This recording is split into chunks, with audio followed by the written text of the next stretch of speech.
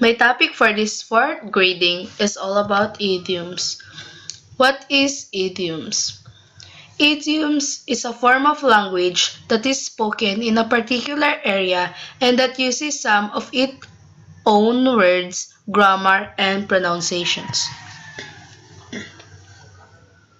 I have 5 examples of idioms. Back to the drawing board. Back to the drawing board means back to the beginning following an unsuccessful attempt. Example, well, that didn't work at all, so it's back to the drawing board, I guess. Second example, keep an eye out. Keep an eye out means to watch for, look for, or search for. Example, I think we're getting close, so keep an eye out for the next street.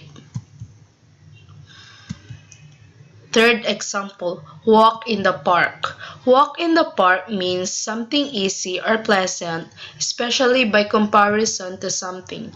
Example, high school was difficult, but it was walk in the park compared to college engineering classes. Fourth example, day after day. Day after day means for an indefinite number of days. Example, the images we see day after day numbed us. And lastly, hit one's stride. Hit one's stride means to reach a full level of efficiency, competence, comfort to get going. Example, they had a baby just as she was hitting her stride professionally.